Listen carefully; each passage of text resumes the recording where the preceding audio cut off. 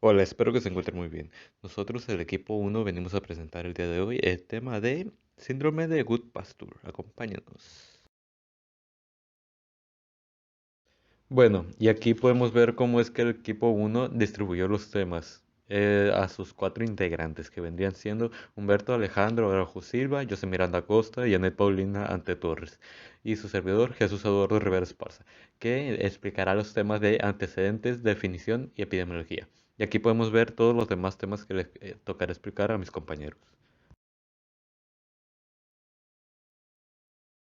Antecedentes del síndrome de Good-Pasture. En 1919, el patólogo Dr. Ernest Good-Pasture de la Escuela Médica de Harvard publicó el reporte de dos casos de pacientes que fallecen por probable neumonía por influencia de una pandemia. Pero en estos pacientes no se pudo identificar el agente causal en estudios patológicos, y en los cuales lo que más llamó la atención fue la presencia de hemorragia pulmonar.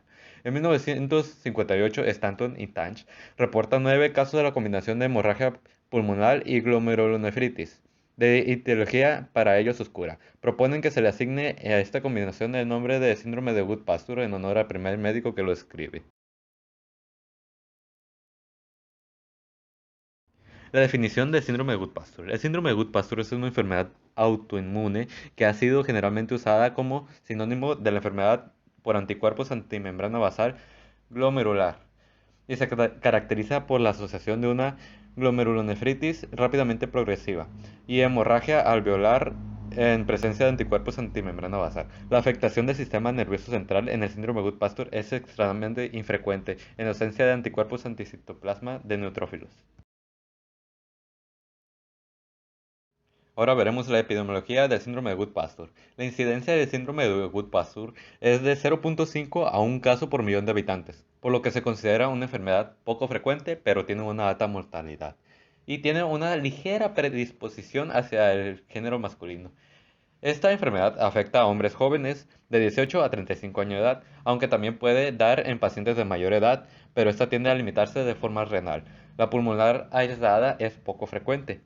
Como muchas enfermedades que comprometen la inmunidad, tiene cierto factor de predisposición genética que induce la enfermedad tras un evento disparador.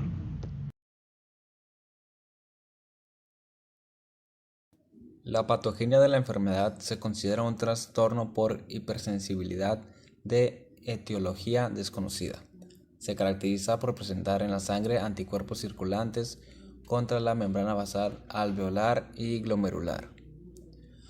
Esta enfermedad está directamente ligada con el desarrollo de autoinmunidad contra el dominio 1 de la proteína no colágeno carboxiterminal de la cadena alfa 3 del colágeno tipo 4. El colágeno en los alvéolos y en los glomérulos es atacado por los anticuerpos que son conocidos como anticuerpos antimembrana basal glomerular. El daño de los alvéolos resulta en sangrado en los pulmones, en la nariz y en el esputo, y con problemas para respirar y o tos. Existen 5 tipos de cadenas para el colágeno tipo 4, aunque las cadenas 3, 4 y 5 solo localizan en membranas basales especializadas.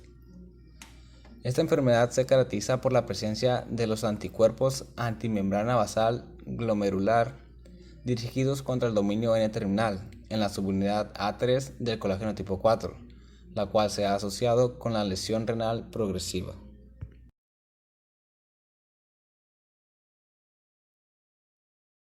Se cree que esta enfermedad es causada por una combinación de factores ambientales y factores genéticos, aunque se desconoce la causa de la aparición de los anticuerpos anti-MBG. Como factores ambientales tenemos el tabaco, las infecciones, los disolventes orgánicos y los hidrocarburos, los cuales pueden aumentar la lesión tisular y poder manifestar la enfermedad. Como factores genéticos, la predisposición genética de este síndrome envuelve el sistema antígeno leucocitario humano.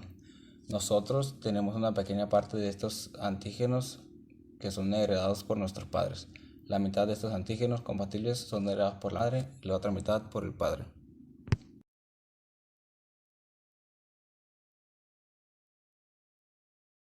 Algunas de las señales y de los síntomas relacionados con esta enfermedad son los siguientes.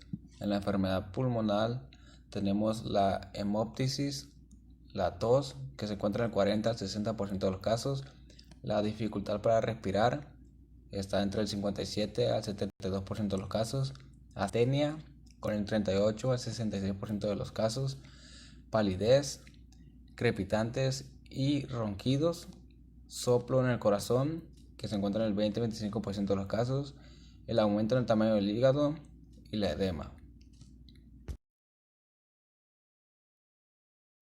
En el caso de las señales y síntomas que se relacionan con la enfermedad renal, tenemos la hematuria, proteinuria, función renal anormal y la hipertensión, la cual es muy poco común y se ha reportado solo en el 17.4% de los pacientes adultos y sigue siendo poco común en los niños.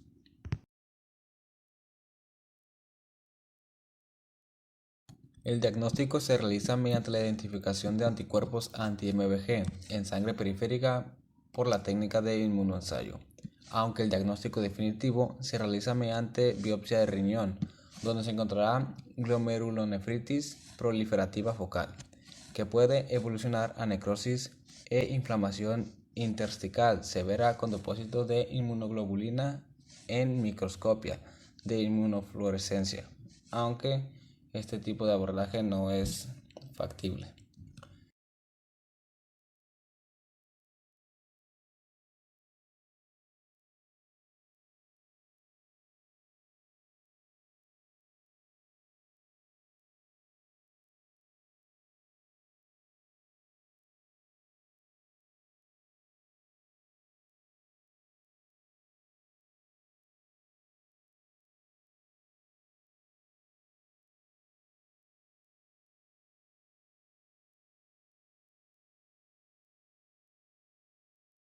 Estudios de laboratorio.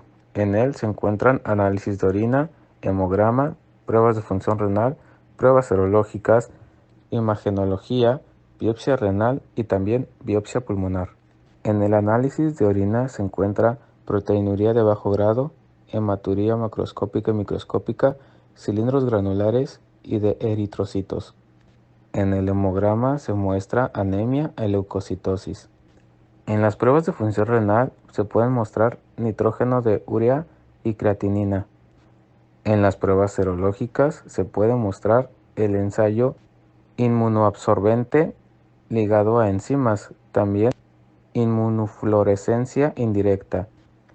En imagenología se puede mostrar radiografía de tórax, TC de alta resolución y también bronoscopía con lavado broncoalveolar secuencial.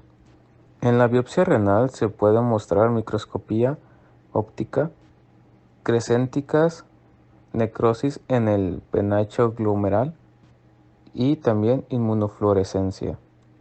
La biopsia pulmonar es recubrir componentes de la membrana basal purificados que han sido digeridos con colagenasas en un soporte en fase sólida como las placas de microtitulación de plásticos.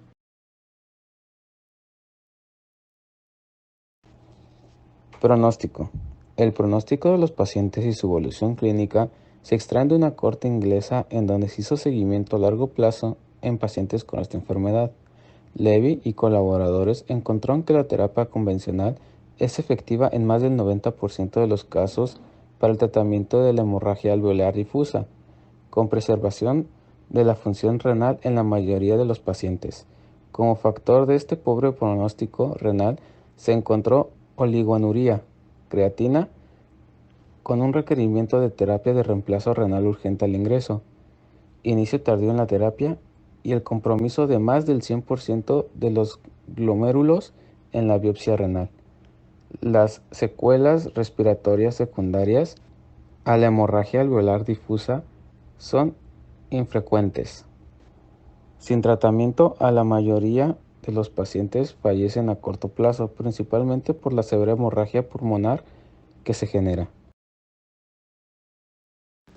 Tratamiento. Una de las principales afecciones en el síndrome de Gott-Pasteur es la hemorragia pulmonar. Puede ser severa y ocasiona una gran deficiencia de hierro, y así desarrolla una anemia microcítica hipocrómica severa. Una pérdida de 600 mililitros de sangre aumenta la mortalidad de un 7 a un 85%. Por lo tanto, transfusiones de sangre son necesarias para mantener los niveles de hemoglobina, reducir la hipoxia y prevenir un colapso circulatorio. Es necesario un monitoreo hemodinámico para ayudar a determinar y prevenir que se disminuyan los niveles de fluido circulante.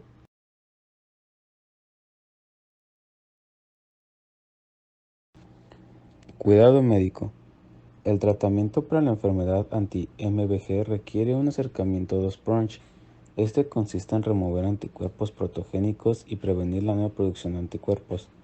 Hay reportes aislados que describen el uso de rituximab con anticuerpos monoclonales anti-CD20 en enfermedades autoinmunes que dirigen hacia los linfocitos B y a su producción de anticuerpos.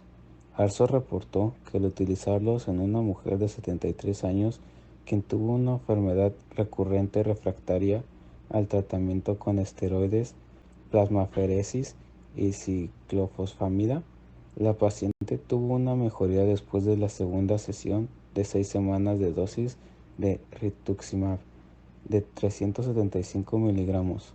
Su mejoría coincidió con la desaparición de anticuerpos circulantes anti-MVG. Mi nombre es Anet Bolinante Torres y yo voy a continuar con la dieta necesaria para el síndrome de Goodpasture. La dieta puede llegar a ser o no ser estricta dependiendo de la gravedad de la enfermedad que presente principalmente. Por ejemplo, si es algo que afecte más al riñón o al pulmón. Como primer punto tenemos la restricción de sodio, en la cual la ingesta debe ser menor a 2 gramos al día. También presentamos la restricción de líquidos, en la cual la administración de líquido depende de la función renal de cada paciente y si está tomando o no ciclofosfamida. Pacientes con adecuada función renal y una presión arterial estable no requieren restricción de líquidos, pero si estos pacientes están tomando ciclofosfamida, se recomienda tomar líquidos deliberadamente para promover una mejor función renal y reducir el riesgo de cititis hemorrágica. Pacientes con insuficiencia renal oligúrica que no toman ciclofosfamida requieren restricción de líquidos.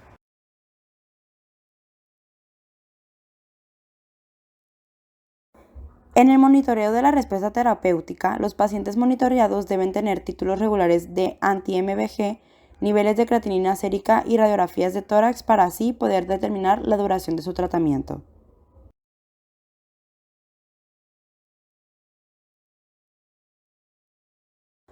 Reacciones adversas del tratamiento.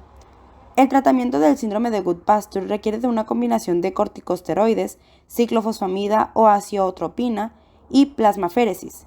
Esta combinación de los diferentes tratamientos ha comprobado ser efectiva en sujetos que dependen de diálisis. En los casos refractarios al tratamiento en el síndrome de Goodpasture, una respuesta a mofetil mucofenolato o anticuerpos monoclonales anti-CD20 pueden ser reportados como efectivos. Lo importante es el incremento del riesgo de tener una infección seria, ya que una infección puede acelerar el proceso de la enfermedad. Con la terapia actual, el riesgo de tener una infección no es evitable. Desarrollar un tratamiento más seguro o más efectivo es el objetivo de los científicos, puesto que, como ya mencionamos anteriormente, esta enfermedad se debe más a un carácter genético. Debido a que existen demasiados riesgos en este tratamiento, algunos pacientes pueden estar mejor si no son tratados. Estos son pacientes con daño renal severo e irreversible en ausencia de algunos signos de hemorragia pulmonar. Esta decisión debe de ser tomada con precaución después de un adecuado diagnóstico y este tiene que ser revisado para así evitar futuras complicaciones.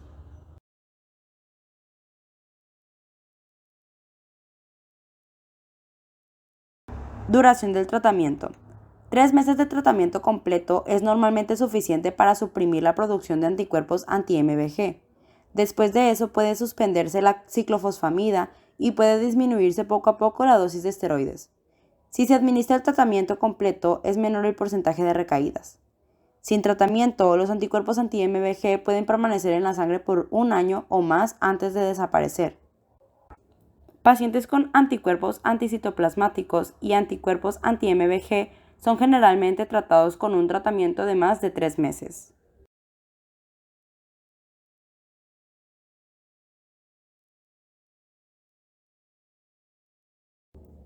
Esto ha sido todo por nuestra parte. Muchas gracias.